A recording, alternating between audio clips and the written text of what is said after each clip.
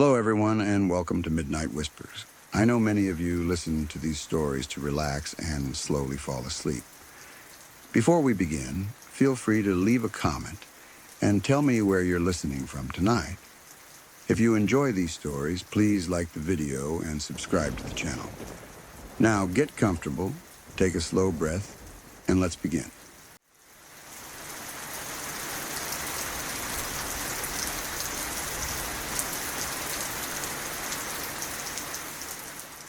This is the scariest thing that has ever happened to me. Not because it sounds dramatic when you tell it, but because of how fast it stripped away every illusion I ever had about safety, morality, and control. It's the kind of experience that permanently divides your life into before and after. And even now, years later, there are moments where it still doesn't feel real. Like my brain refuses to fully accept that this actually happened to us. It was the middle of the night, deep enough into sleep that the world feels distant and unreal. My husband and I were in our first-floor condo, sound asleep in our bedroom. Everything was quiet, normal, safe, or at least it felt that way at the time.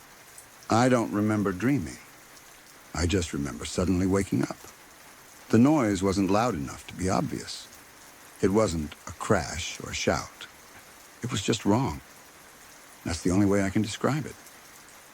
At first, my sleepy brain tried to explain it away. Buildings make noise, pipes shift, floors creak. You tell yourself those things because the alternative is terrifying. I remember thinking, it's probably just one of those noises, nothing to worry about. But something made me stay completely still.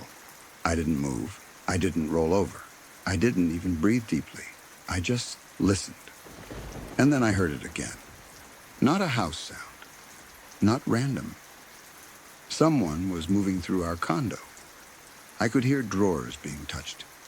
The soft but unmistakable sound of someone going through things that didn't belong to them. That's when fear stopped being abstract and became physical. My heart started pounding so hard I was afraid it would give us away. I felt cold all over, like my body was bracing itself before my mind could catch up. I shook my husband awake. The second his eyes opened, I put my fingers to my lips. I must have looked terrified because he instantly froze, fully awake in a way that only happens when danger is present. I leaned in close and whispered that someone was inside the condo. He didn't hesitate. My husband is a strong man. He's worked physical jobs his entire life. He has powerful hands, the kind of strength that comes from years of real labor, not just working out. He moved quietly out of bed and crawled toward the bedroom door. I stayed behind, my entire body shaking, listening to every sound. He stepped into the living room and shouted loud and clear that he knew someone was in the condo and that they needed to get the fuck out. That's what he expected to happen. That the person would run, that they'd been caught and would flee. That's not what happened. Instead of leaving, the intruder came at him. There was no warning, no hesitation, just immediate violence.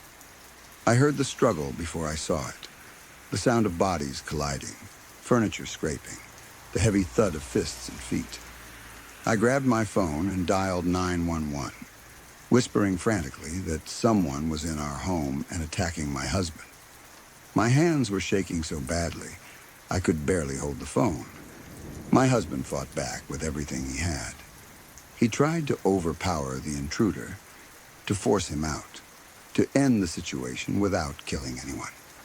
I could hear him yelling at the man to leave over and over, even as they struggled.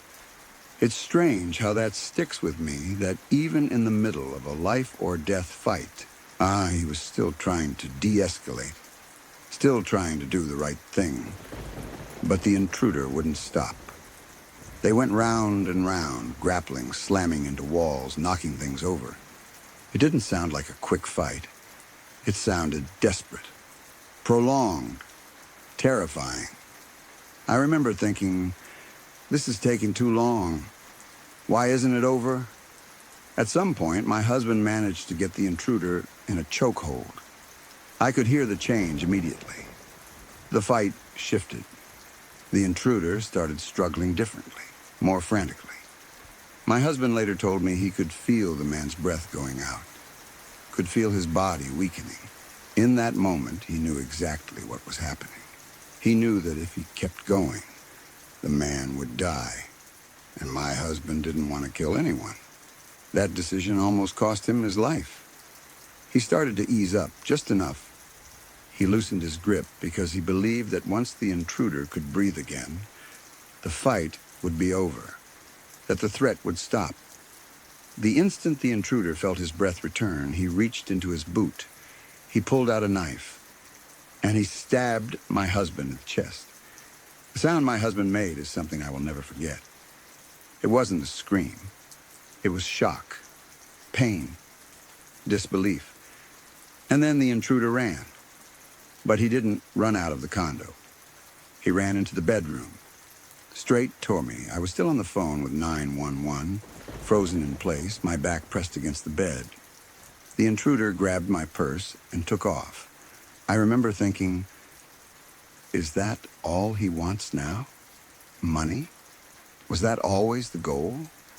And then I remember thinking, I don't care. Just leave, just leave, just leave. My husband staggered back into the bedroom seconds later. He was gray. Not pale. Gray. His face had lost all color, like the blood had drained out of him completely.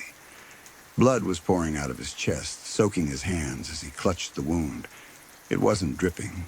It was squirting. I remember staring at it, detached, like my brain couldn't accept what my eyes were seeing. I screamed his name. I dropped the phone, then picked it back up, then dropped it again. I was trying to do everything at once and nothing at all. The 911 operator was shouting through the phone, asking questions, giving instructions, telling me help was on the way. I pressed my hands against my husband's chest, trying to stop the bleeding, my mind screaming that this couldn't be happening, that this wasn't real, that we were just asleep a few minutes ago. He collapsed on the bed.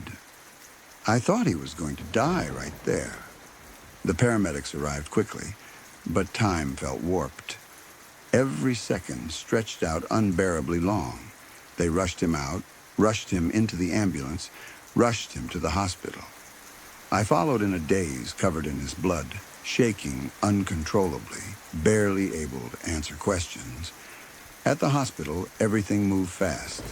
Doctors, nurses, bright lights, words I barely understood. Emergency surgery, collapsed lung, massive blood loss.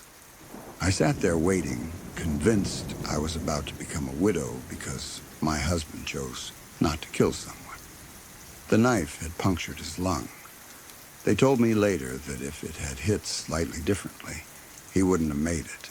He came terrifyingly close to dying on that operating table. The idea that a fraction of an inch decided whether I still had my husband is something I still struggle to process. He survived, but nothing was ever the same. People ask questions after things like this. They want clarity. They want moral certainty. They ask things like, would you do it differently? Should he have held on? Should he have killed the intruder? Was it kill or be killed? Those questions haunt you, because there is no clean answer. In that moment, my husband had a choice between two unbearable outcomes: kill another human being or trust that mercy would end the violence. He chose mercy, and the world punished him for it. At the same time, if he had killed the man, he would have had to live with that for the rest of his life. He would have survived physically, but maybe not emotionally, maybe not spiritually.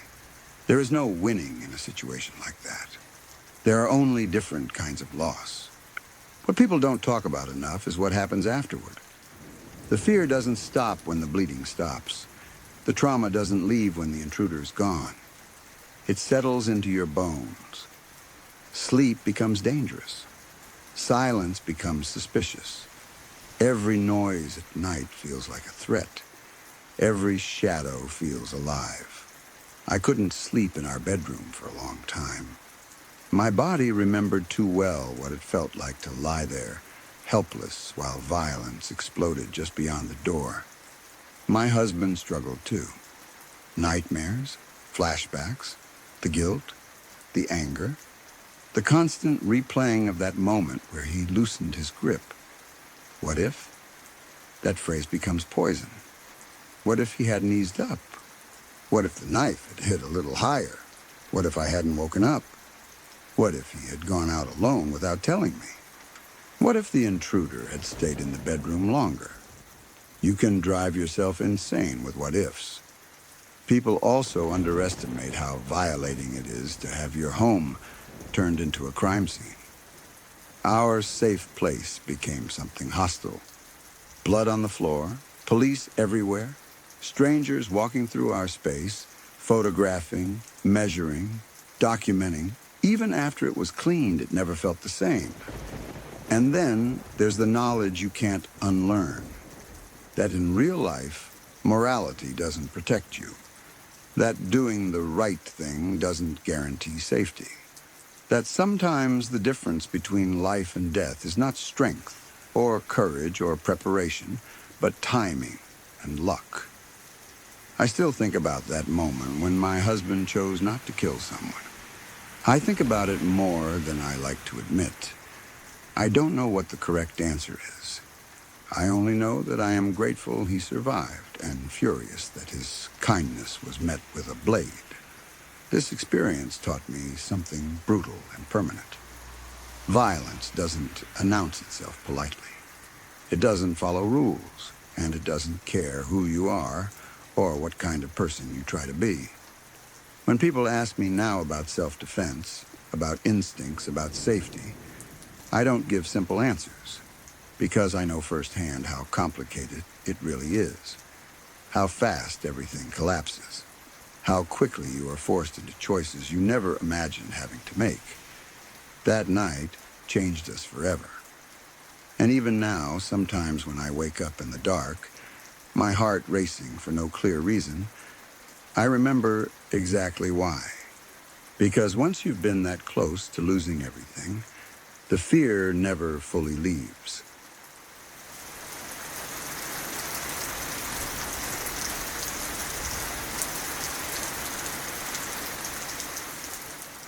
What I'm about to describe is difficult to put into words, not because the facts are complicated, but because the weight of them never really leaves you once you know them.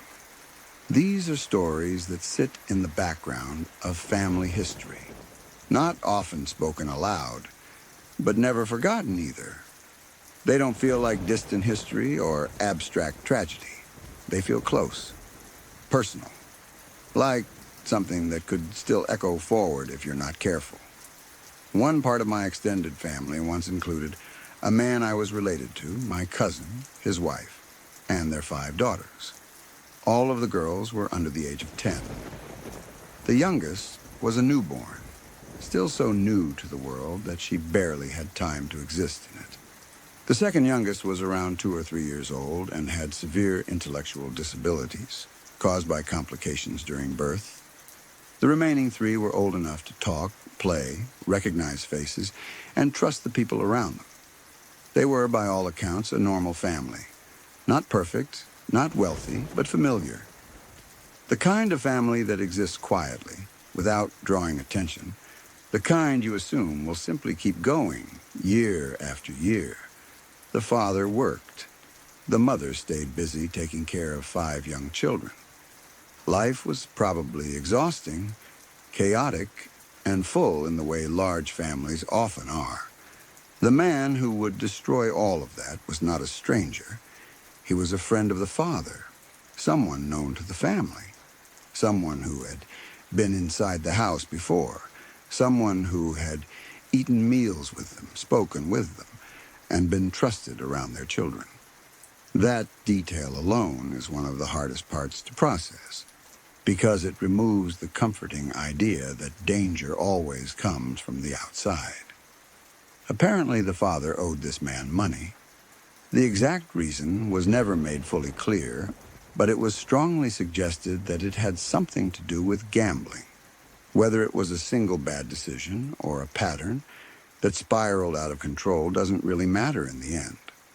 What matters is that a debt existed, and the man decided to collect in the most horrific way imaginable. One night, while the father was at work, the man went to their house. It wasn't a break-in in the traditional sense. There was no forced entry. One of the little girls answered the door. She was around 4 or 5 years old, if memory serves correctly. The idea of a child that young opening the door to someone she recognized, someone she likely had no reason to fear, is heartbreaking in its innocence. Everyone else was supposedly in bed. What happened next is almost impossible to comprehend, even when you know the facts. The man entered the home and committed unspeakable acts against the children. There is no need to describe those acts in detail. The reality of them is already overwhelming.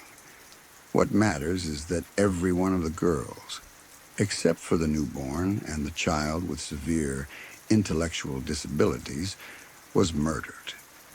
Their deaths were not quick. The crime scene made it clear that the children suffered, that they were terrified, that they were hurt for a period of time before they died. Even writing that in such restrained language feels heavy, because the human mind struggles to accept that anyone could do such things, especially to children. The mother was also attacked, but survived. The newborn was left alive in her crib. The 2 to 3-year-old child was also left alive, though she was found later wandering the house, injured, covered in blood, and in shock, unable to understand or communicate what had happened around her. When the father came home from work, he walked into a scene that no human being should ever have to witness. He found his family destroyed, his home turned into a place of horror, his children gone, his wife injured and traumatized, one child wandering, wounded and silent, one infant still alive, oblivious to the devastation surrounding her. There are no words that can accurately describe what it means to come home to something like that. It isn't just grief. It's the collapse of reality itself. Everything that made life meaningful is suddenly gone, replaced with images that can never be erased. That event didn't just end lives, it shattered generations. The surviving children lived, but survival does not mean untouched. Trauma like that becomes part of your identity, whether you want it to or not. It shapes how you see the world, how you trust, how you exist. The father survived physically, but no one truly survives finding their family murdered in such a way. The rest of his life would have been lived with a pain so deep that it defies explanation. Within the family, this story is not often spoken about. It exists in fragments, in lowered voices, in the way people go quiet when certain names are mentioned. It is one of those things that feels too big, too ugly, too unfair to sit with for long. But it is there, woven into the family's history, whether anyone wants it to be or not. The second story comes from even further back in the family line, several generations earlier. And while it happened in a very different time and context, it carries a similar sense of sudden, overwhelming loss. My great-grandmother was born into a family that owned and ran a general store in Missouri. This wasn't just a business. In those days, a general store was the heart of a small community. People gathered there. News traveled through it. Families worked together to keep it running. It was both a livelihood and a way of life. The family consisted of the parents, 3 sons of varying ages, and 1 young daughter. That daughter would become my great-grandmother. One day, the family was working at the store together, as they normally did. What followed was a massacre. The details, like many events from that time, are incomplete or blurred by time, but the outcome is clear. The family was murdered. All of them except for the young daughter. She survived. Why she survived when the others didn't is something I don't fully know. It may have been chance. It may have been circumstance. It may have been that she was overlooked in the chaos. History doesn't always preserve the reasons, only the results. What we do know is that she was the only one left. At some point after the massacre, she left Missouri. She moved to Oregon and started a new life. Family stories suggest that she was trying to escape the place where everything she knew had been taken from her. In a time when travel was not easy, when moving across states was a significant and often permanent decision, that choice speaks volumes. Imagine being a child who loses her entire family in a single event. No parents, no brothers, no home, no sense of continuity, just loss and the knowledge that everything familiar is gone. Starting over under those circumstances isn't brave in the heroic sense people like to romanticize. It's survival. It's doing what you have to do because staying where you are would destroy you. She built a life in Oregon. She had descendants. She became the reason future generations existed at all. And yet that beginning was rooted in something unimaginably violent and traumatic. Both of these stories, separated by generations, share something deeply unsettling. They remind you how fragile family structures really are, how quickly everything can be taken away, how danger doesn't always come from strangers in the dark, but from people who are known, you trusted, or simply present at the wrong moment in history. They also highlight something else that's hard to face. Survival is often random. It doesn't follow moral rules. It doesn't reward the good or punish the bad in any consistent way. Sometimes a newborn survives because they are too young to be noticed. Sometimes a disabled child survives because they are not seen as a threat or an object of interest. Sometimes a young girl survives a massacre because she happened to be standing in the wrong place at the right time. And those survivors carry the weight of that randomness for the rest of their lives. When stories like these are passed down, they don't come with neat lessons or comforting conclusions. They don't exist to inspire or uplift. They exist as warnings, as reminders, as proof of what humans are capable of when empathy and restraint disappear. They also explain things you might not otherwise understand about families. Why certain people are hyper-protective. Why silence exists around certain topics. Why some fears feel inherited rather than learned. Trauma doesn't always stay contained within the generation that experiences it. It ripples outward, shaping behaviors, instincts, and reactions long after the original event. I think about these stories more often than I'd like to admit. Not because I enjoy revisiting them, but because they force me to confront uncomfortable truths about the world, about trust, about safety, about how thin the line really is between ordinary life and irreversible catastrophe. They also remind me that the lives we live now are built on the survival of people who endured things we can barely imagine. That existence itself, in many families, is the result of someone escaping, being spared, or surviving when others did not. There is no way to make peace with stories like these. You don't resolve them. You don't move on from them. You carry them carefully, respectfully, knowing that forgetting them would feel like another kind of loss. And maybe the only thing you can do with stories like these is remember them, not as sensational horror, but as real human tragedies that shaped the lives that came after.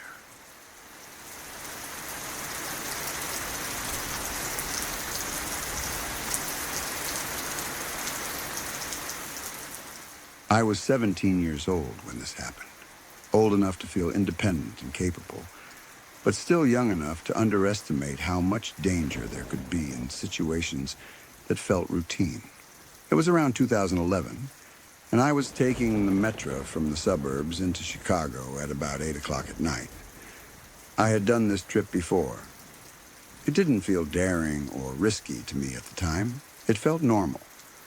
I was on my way to see my boyfriend, who is now my husband, and my focus was on that, not on my surroundings. The train ride started out completely uneventful. I found a seat, opened my book, and settled in. I liked reading on the train because it helped pass the time and made me feel like I was in my own little bubble. I wasn't paying much attention to anything else. The car I was in was mostly empty, which didn't strike me as unusual. If anything, I liked the quiet.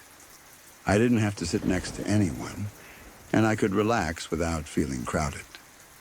At some point, while I was reading, I heard a loud sound behind me. It wasn't a subtle noise. It was enough to make me jump a little and turn around. When I looked up, I saw a man standing a few rows back, maybe around 40 years old. He was looking directly at me. His bag was on the ground in front of him, as if he had dropped it or set it down hard to get my attention. For a second, I just stared, confused. Then he picked up his bag and walked toward me. He didn't ask if the seat next to me was taken. He didn't hesitate. He just sat down beside me, close enough that our arms were almost touching. The way he sat blocked me in. I was pressed toward the window, and he was between me and the aisle. That immediately made me uncomfortable. But I didn't fully understand why yet. I just felt it in my body. That tight feeling in your chest when something isn't right. I glanced around the train car. I realized then that I was alone in that section. The only other person I had seen was the conductor, and he was farther down the car. Within a few minutes, the conductor left to check tickets elsewhere. Suddenly, it was just me and this man. He started talking to me almost immediately. At first, his tone was casual, like we were just two strangers making small talk. But it didn't stay that way for long. He told me that when I turned around, I was more beautiful than he thought I would be. That sentence alone made my skin crawl. I hadn't done anything to invite a comment like that. I was just sitting there reading. Before I could really respond, he kept going. He said that we could have a life together. He talked about how it would be difficult because of the age difference, how people would talk, but that love could overcome that. I remember feeling frozen, like my brain was lagging behind what was happening. I was trying to process how someone could say something like that to a stranger, especially someone who was clearly much younger. I told him I wasn't interested. I tried to keep my voice calm and firm, hoping that would be enough. I didn't want to escalate anything. I just wanted him to back off, maybe laugh it off, maybe move seats. He didn't. As the train continued toward the station, my heart started beating faster. I remember watching the lights outside the window, counting the seconds, waiting for the stop. I told myself that once we got to the station, there would be people around. Everything would be fine. I just had to get through the next few minutes. When the train began to slow down and pull into the station, I felt a surge of relief. I started to shift, preparing to stand up. That's when he grabbed my arm. It wasn't a light touch. It was hard enough that it hurt. His fingers dug into my arm, and I could feel the pressure through my jacket. He leaned in close and told me not to scream. He said he had a weapon. That moment is burned into my memory. Everything became very sharp and very distant at the same time. I could hear the train, the doors opening, the noise of people outside, but it all felt unreal. I didn't see a weapon, but I didn't doubt him. I was 17, alone and terrified. He stood up, still gripping my arm, and guided me off the train with him. From the outside, I'm sure it looked like we were together. Maybe like a father and daughter, or a family member escorting someone. No one stopped us. No one said anything. We blended into the crowd, stepping off the train. I remember walking stiffly beside him, my mind racing. I was trying to think of something to do, something to say, some way to get free without making him angry. I was acutely aware of every step, every sound, every face passing by. I wanted to scream, but his words echoed in my head. Don't scream. I have a weapon. Then behind me, I heard someone shout, "Miss, you forgot your book." It was the conductor. The sound of his voice cut through everything. In that instant, the man's grip on my arm loosened. He let go completely, turned, and ran. He disappeared into the crowd so fast that it felt unreal, like he had never been there at all. I stood there for a second, stunned, my arm aching where he had grabbed me. Then everything hit me at once. I started crying and ran back toward the conductor. I could barely get the words out. I told him what had happened, that the man wasn't with me, that he had grabbed me, that he said he had a weapon. The conductor looked horrified. He told me he thought the man was my father. He said he had no idea anything was wrong. I don't blame him for that. From the outside, it probably looked completely normal. That's part of what makes it so scary. I didn't wait around much after that. I was supposed to catch another bus to finish my trip. I was shaking, crying, and running on pure adrenaline. I thanked the conductor, grabbed my book, and hurried away, constantly looking over my shoulder. Every man I passed felt like a potential threat. I kept replaying what had just happened in my head, trying to make sense of it. When I finally got on my next bus, I sat there numbly, staring straight ahead. I don't even remember the rest of the ride clearly. I just remember wanting to be somewhere safe, somewhere familiar. I never told my parents about what happened. That decision might seem strange or even irresponsible now, but at the time, it made sense to me. I was afraid that if I told them, they wouldn't let me travel alone anymore. I didn't want to lose that independence. I didn't want to be treated like a child. And honestly, part of me just wanted to forget it ever happened. For a long time, I didn't talk about it at all. I tucked it away in the back of my mind and tried to move on. But experiences like that don't just disappear. They change you in subtle ways. After that night, I was hyper-aware of my surroundings on public transportation. I stopped sitting in empty train cars. I chose seats near other people, near conductors, near exits.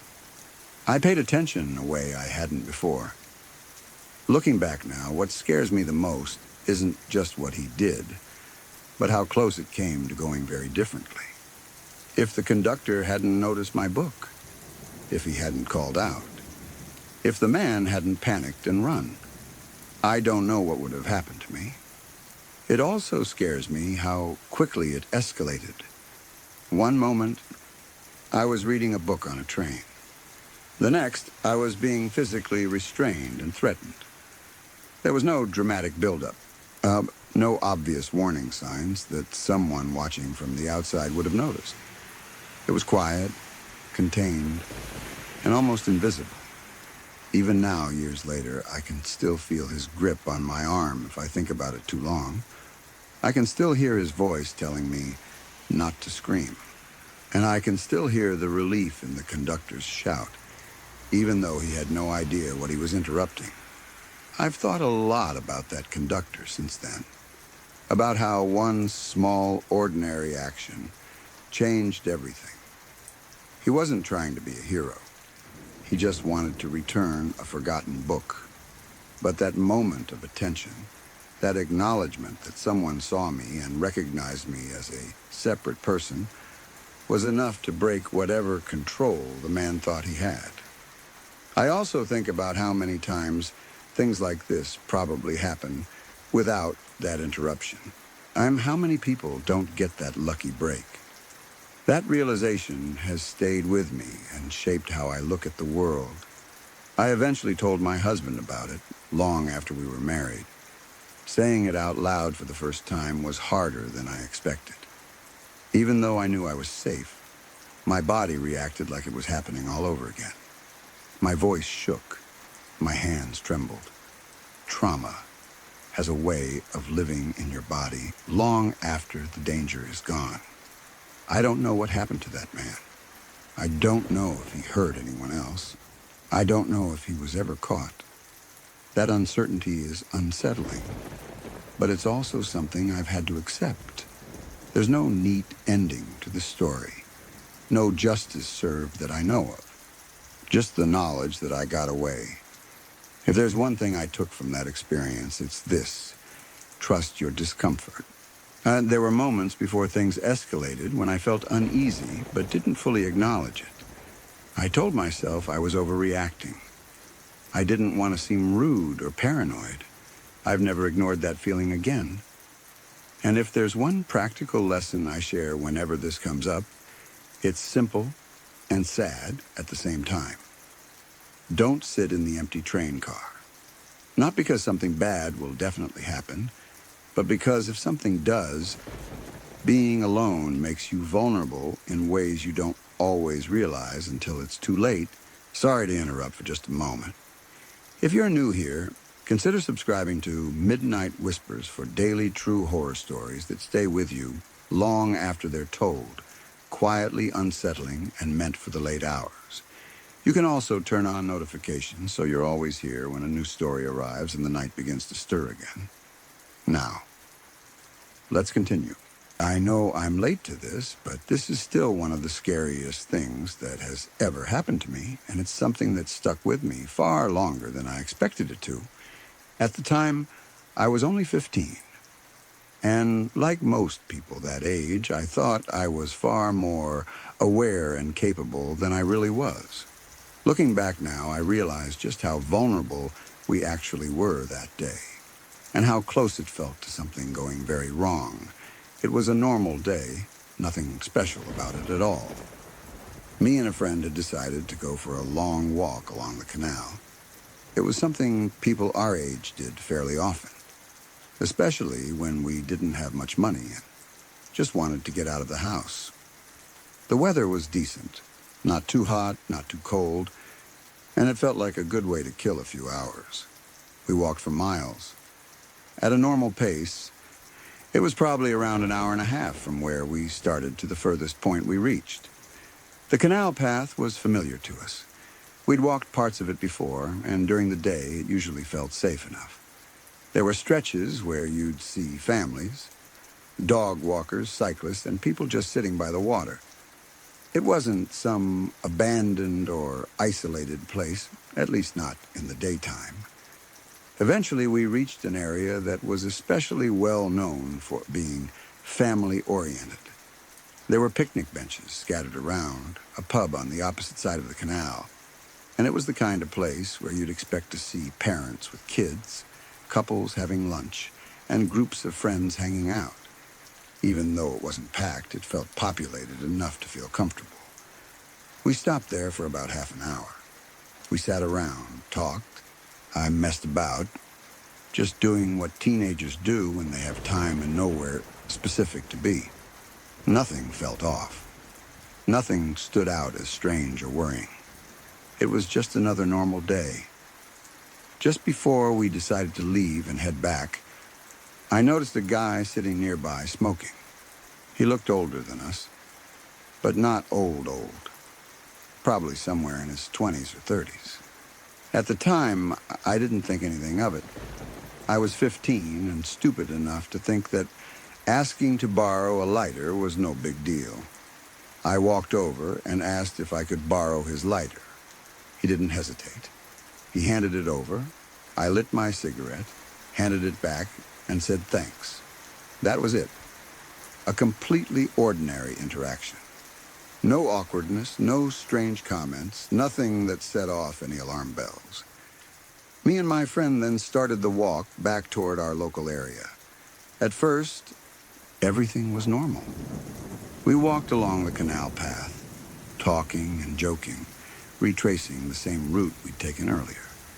About 15 minutes into the walk back, I noticed something that made me pause for a second. The guy we'd spoken to earlier was walking behind us. At that moment, it didn't immediately feel threatening. The canal path only goes in two directions, and plenty of people walk it for long distances. It was entirely possible he was just heading the same way. Still, I clocked it. Something about it stuck in my head. There was a path that ran parallel to the canal path, separated by some light trees and bushes. People sometimes used it as an alternative route. Without really saying much, me and my friend decided to cut through the trees and walk along that path instead. Part of it was curiosity. Part of it was just wanting to change things up. A few minutes later, we realized the guy had done the same thing. Again, we tried to rationalize it. Maybe he just preferred that path. Maybe it was coincidence. But now, it had happened twice.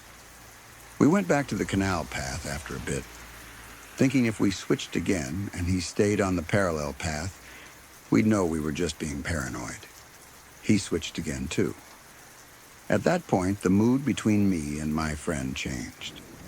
We didn't say much, but we didn't need to. We both knew something wasn't right. Every time we changed paths, so did he. It felt deliberate in a way that's hard to explain unless you've experienced it. Not rushed, not aggressive, just persistent. We started quietly talking about what to do. We knew that if we really picked up the pace, we could probably get back to our area in about 30 minutes. But there was a problem. Up ahead, there was an option to leave the canal path and head out onto a main road. Normally that would seem safer, but at that time of day, there wouldn't be much traffic at all. On top of that, the road ran through a rough area, the kind of place you don't really want to be hanging around, especially as two teenagers. So we stayed on the canal path. We still had about a mile left to go, and by now the guy was still behind us, still switching paths whenever we did. The parallel path would eventually end at the point where we were supposed to leave the canal and head toward home. That realization made everything feel more urgent. Once that path ended, there would be no more easy switches, no more testing whether he was following us. We had to make a decision. To leave the canal at our usual spot, we needed to stay on the main canal path, go under a bridge, then immediately make a U-turn up a slope to get onto the bridge, cross it, and then continue through a dense area of woods and bushes. It wasn't a clean, open exit. It was awkward, hidden, and surrounded by vegetation. Standing there, walking and pretending everything was normal, we came up with a plan. We decided we would stay on the main canal path until the very last possible moment. Then, suddenly, we'd cut down onto the canal path that went under the bridge, run as fast as we could under it, up the slope, over the bridge, and then split up. Each of us would run into opposite sides of the woods and bushes, break line of sight, and hide. We were hoping, desperately, that he wouldn't see exactly where we went, or at least wouldn't know which direction to follow. It wasn't a perfect plan. It relied heavily on luck, but it was the best we could come up with. As we approached the bridge, my heart was pounding. I remember feeling hyper-aware of everything. The sound of our footsteps, the water in the canal, the faint noise of birds and wind. Every sense felt dialed up to maximum. We waited until the very last second. Then we moved. We cut sharply onto the canal path, sprinted under the bridge, ran up the slope, crossed over, and immediately split off, each of us diving into different sides of the dense bushes and trees. I crouched low behind some thick foliage, barely daring to breathe. My friend did the same on the opposite side. From where I was hiding, I could see the bridge. A few seconds later, the guy appeared. He stood right in the middle of the bridge. He didn't run. He didn't shout. He just stood there, slowly turning, looking in different directions. He looked toward the direction he probably thought we'd gone. Then he looked back toward where we'd come from. Then, at one point, he looked in the direction of where we were hiding. I remember my entire body going stiff. I was convinced he could see me, even though I was hidden. I remember thinking that if he took even a few steps closer, there'd be nothing I could do. We stayed completely still. It felt like forever. Realistically, it was probably a few minutes, but in my head, it stretched out endlessly. I was crouched there, heart hammering, legs burning from tension, barely blinking. I didn't dare move a muscle. Eventually, he left the bridge. I don't know which direction he went, and I didn't care. Me and my friend stayed hidden for a while longer, making sure he didn't come back. When we were confident enough, we slowly moved through the tree line, staying as hidden as possible, until we were far enough away from the bridge to break into a run. We ran until we reached the main road. Only then did I feel like I could breathe again. To this day, I have no idea what that guy wanted. Maybe it was nothing. Maybe he was just a coincidence, just someone walking the same route. But the way he mirrored our movements so precisely, the way he stopped on the bridge and searched, the way everything lined up, it never sat right with me. That experience changed something in me. I have never walked along the canal again. Even now, years later, the idea of it makes my stomach tighten. What scares me most isn't knowing what he wanted. It's knowing how quickly a normal day turned into something terrifying, and how easily we could have been trapped with no way out. At 15, I learned a lesson I wish I hadn't had to learn so young. Sometimes danger doesn't announce itself. Sometimes it just follows quietly, waiting to see what you'll do.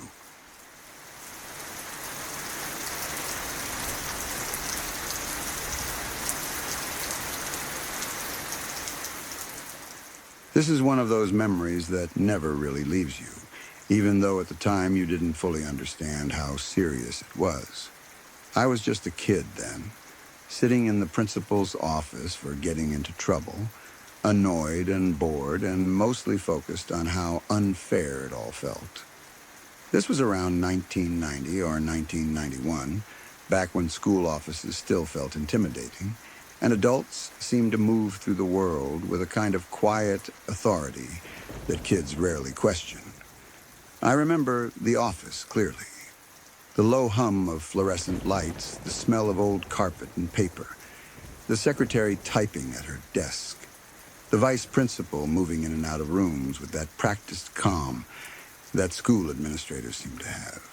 I was sitting in one of those plastic chairs against the wall, trying to look invisible. Already rehearsing excuses in my head for whatever I was about to get yelled at for. That's when the door to the office opened and a man walked in. He didn't look out of place at first.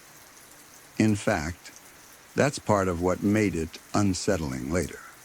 He was well-dressed, clean-cut, confident. The kind of man adults might instinctively trust. He wasn't nervous or rushed. He walked in like he belonged there, like this was a normal stop in his day. Through the front windows, I could see a black town car parked out front, shiny and expensive looking. The kind of car that made you assume the driver was important or legitimate. He walked up to the secretary's desk and asked for a girl by name. This wasn't just any student. She was one of those people everyone knew, a cheerleader, an athlete, popular, recognizable even beyond the school. The kind of kid whose name teachers knew instantly, whose presence stood out.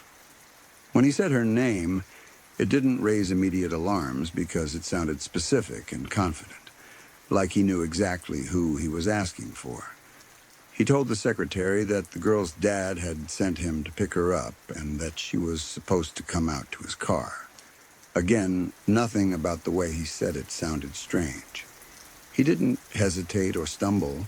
He didn't oversell the story.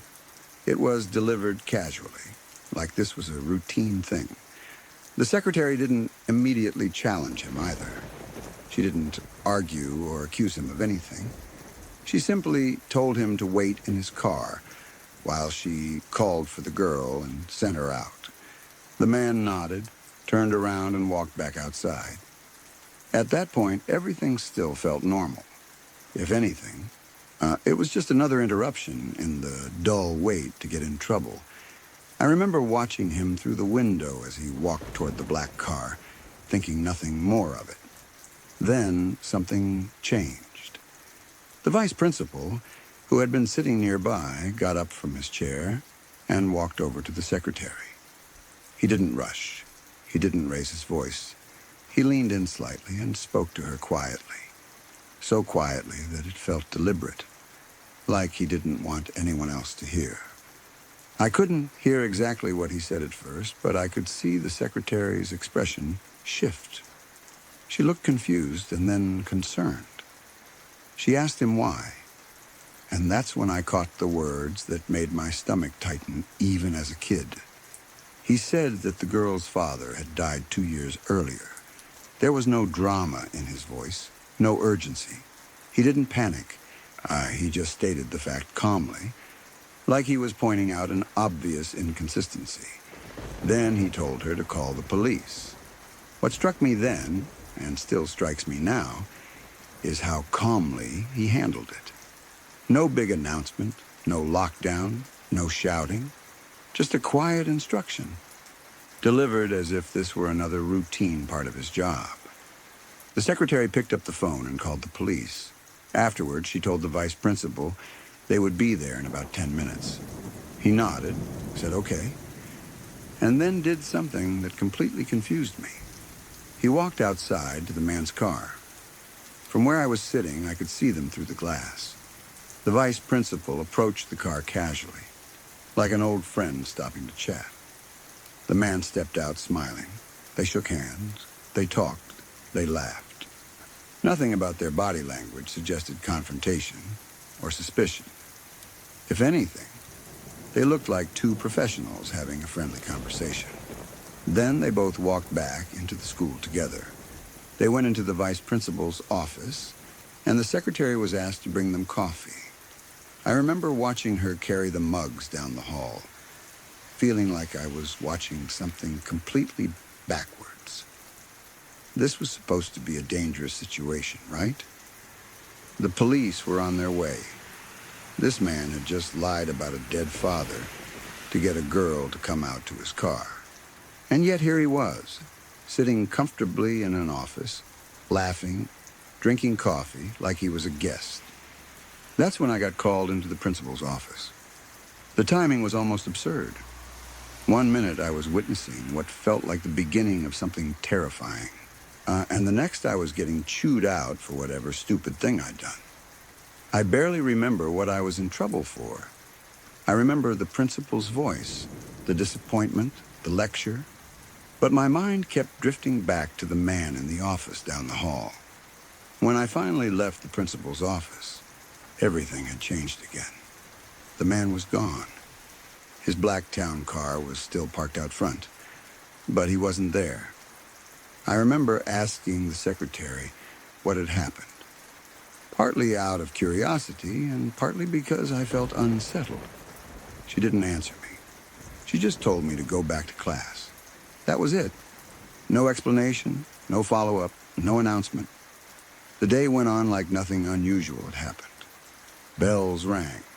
Classes continued. Kids laughed in the hallways. The world moved forward. I never found out what happened to the man. I didn't know the girl well enough to ask her. And even if I had, I'm not sure anyone would have told me the truth. Adults tend to close ranks around things like that, especially when children are involved.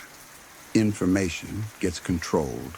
Stories get simplified or buried. Looking back now, the whole thing makes my skin crawl. That man came in confident and prepared. He knew the girl's name. He knew where she would be. He had a believable story and a nice car. He relied on authority, appearance, and urgency. If not for one small detail, one piece of knowledge held by the vice principal, that girl could have walked right out to his car, and no one would have questioned it. The secretary was doing what she thought was reasonable. The man didn't look threatening. He wasn't acting strange. He wasn't aggressive. He didn't force anything. He was polite, calm, and convincing. That's what makes it so terrifying. Not all danger looks dangerous. What really haunts me is the vice principal's response. He didn't confront the man aggressively. He didn't accuse him in public. He didn't cause a scene that might have tipped him off or made him flee. Instead, he kept him calm and close, delayed him, and bought time until the police arrived. If that was intentional, it was incredibly smart. By treating the man like a guest instead of a suspect, he kept him from panicking or running. By chatting and offering coffee, he kept him occupied. By walking out to the car and engaging him directly, he likely prevented the man from leaving with a sense of urgency. It was quiet damage control. As a kid, I didn't fully understand that. I just felt confused and uneasy. As an adult, I realized how close that situation might have come to becoming a nightmare. I've thought about that girl over the years. I wonder if she ever knew how close she came to being taken. I wonder if she was ever told what happened, or if it was quietly handled to spare her fear. I wonder if her family ever found out.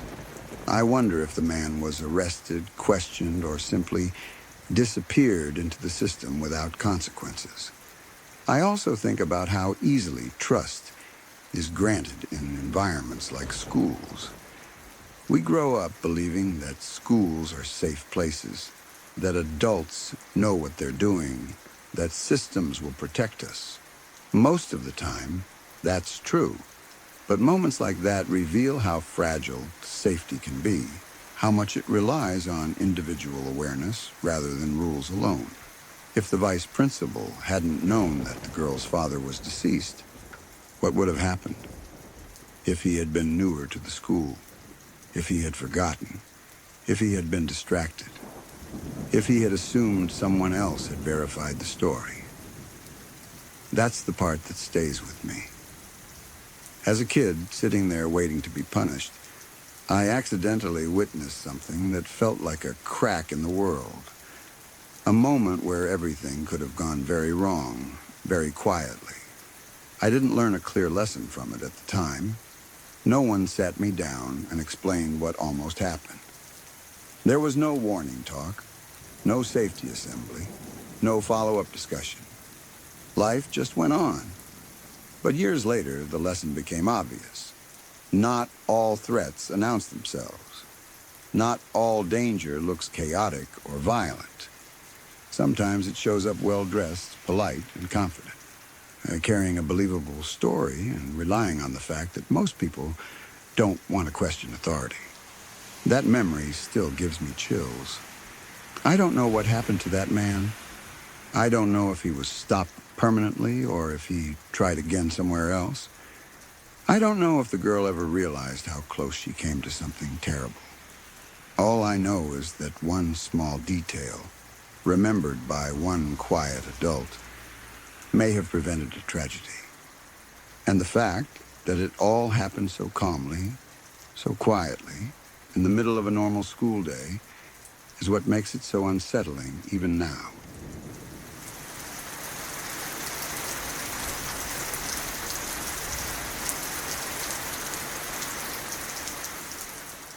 This didn't happen to me directly, but it's one of those stories that settled into my head the first time I heard it and never really left.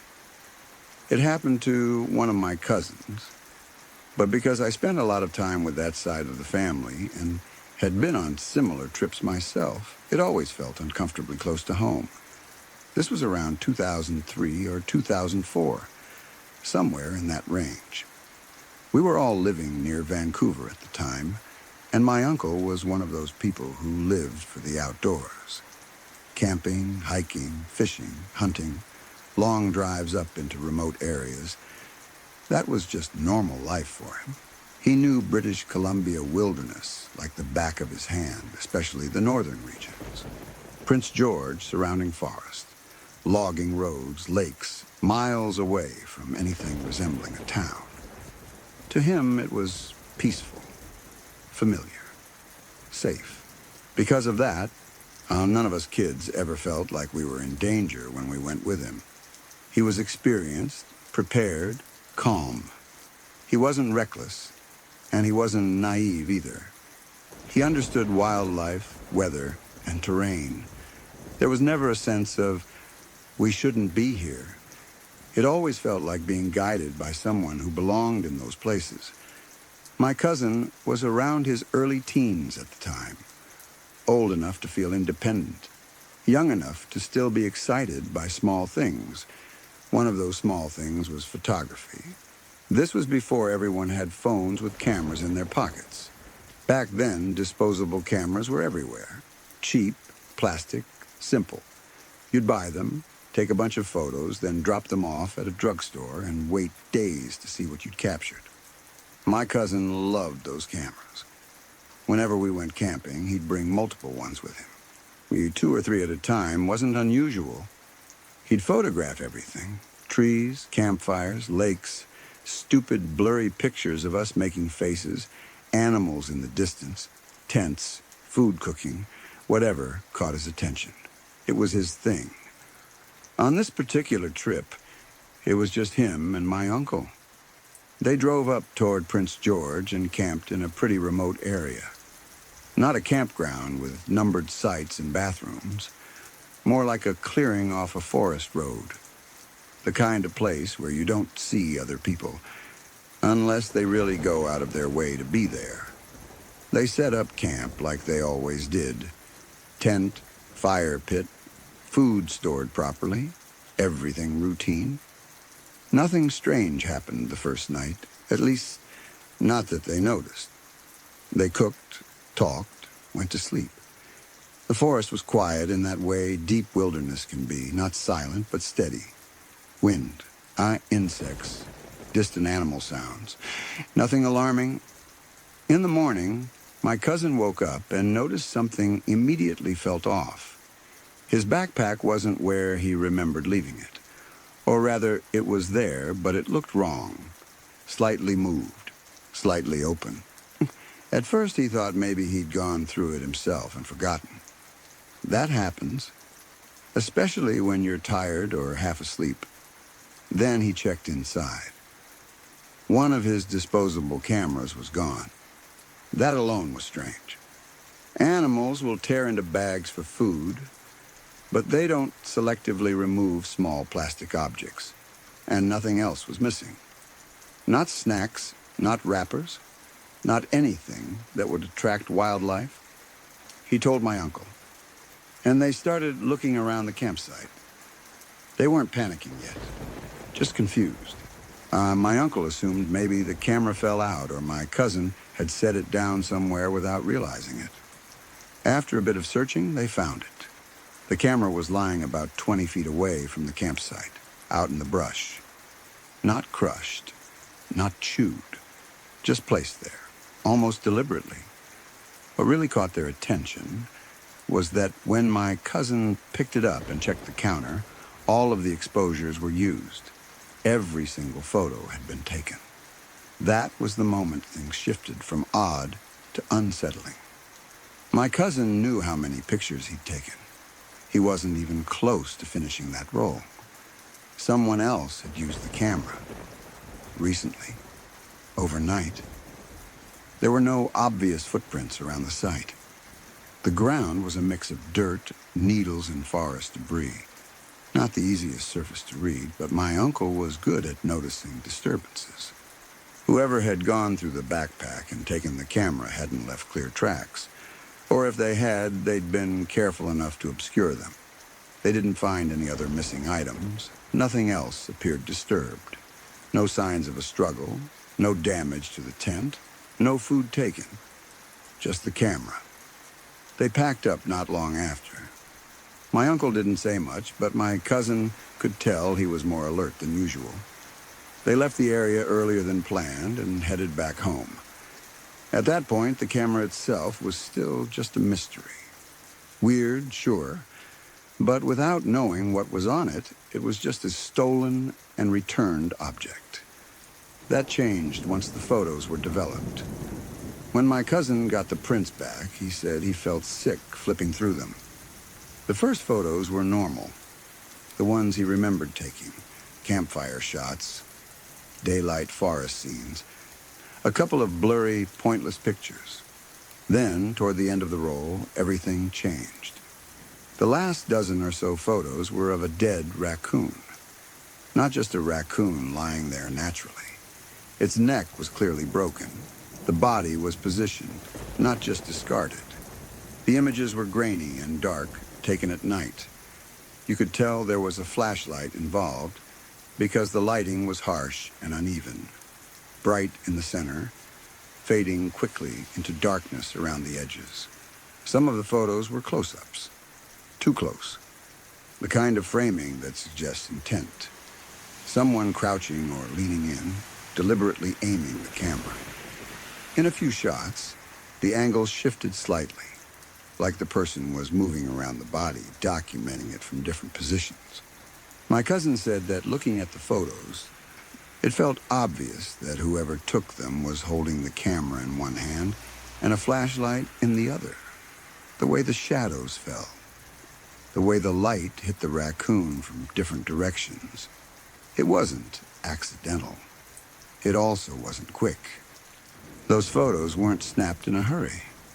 They weren't blurry in the way panic photos are. Whoever did this spent time there. Enough time to take a dozen pictures. Enough time to carefully illuminate the body.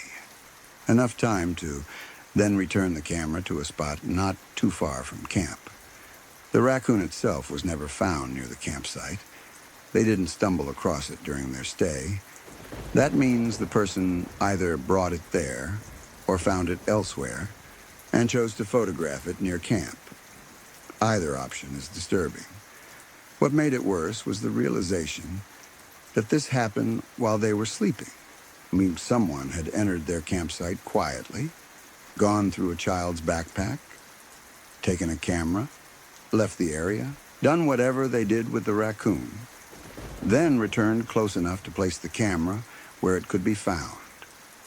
All without waking either of them, all without leaving obvious signs. It wasn't an animal.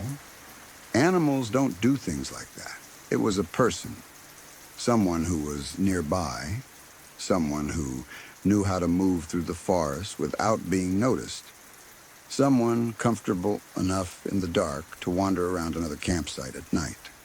And they never knew who it was. No voices, no footsteps heard, no sightings, no vehicles, no explanation. The tracks, if there were any, were gone, either intentionally covered or naturally obscured.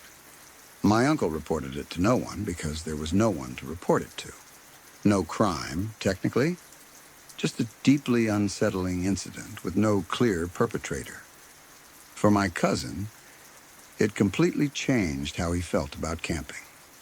Before that trip, camping was fun, adventure, freedom. After that, it became something else. Something that carried a quiet sense of threat. He didn't want to sleep in tents for a long time afterward. He didn't like the idea of being watched while asleep. He became hyper-aware of sounds at night. Even years later, he'd mention it sometimes, usually half-joking, but you could tell it still bothered him. The randomness of it, the lack of closure, the fact that someone could get that close without being noticed. What always stuck with me about the story wasn't just the raccoon or the photos. It was the intention behind it. Who steals a disposable camera, uses up the film taking pictures of a dead animal, then returns it? It doesn't feel like theft. It feels like a message. Not a clear one, but something meant to unsettle, to show presence, to say, I was here and you didn't know. That's what makes it so disturbing. If the camera had just been stolen and never found, you could assume some opportunistic stranger passed through. If the raccoon had been found without the photos, you could assume a predator or accident. But the combination of the two and the way it was done suggests something deliberate. Someone wanted those photos to be seen. Someone wanted my cousin to find that camera. And whoever it was knew enough to avoid being identified, even in the middle of the wilderness. I've been camping in British Columbia myself. I know how vast and empty it can feel, but also how easy it is for someone to be closer than you think, without you realizing it. Forests absorb sound. Darkness hides movement. Distance is deceptive.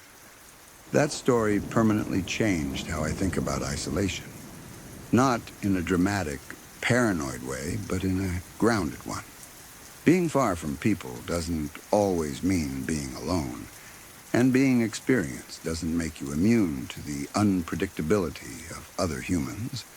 Nothing else ever happened to them. No follow-up. No second incident. Just that one strange night and the photos that proved it wasn't imagined. Sometimes, that's what makes things linger the longest. No resolution, no explanation. Just the knowledge that someone crossed into your space, watched you without being seen, and left behind proof. And that's enough to haunt you for years. If you're still here, then these stories didn't simply fade away. They settled in. Every story you heard tonight came from real moments, real people, and real situations where something felt off or nearly went wrong. If you want to keep exploring stories that linger in your thoughts long after the night grows quiet, consider subscribing to Midnight Whispers. There are more stories waiting in the dark, and not all of them let you leave in time.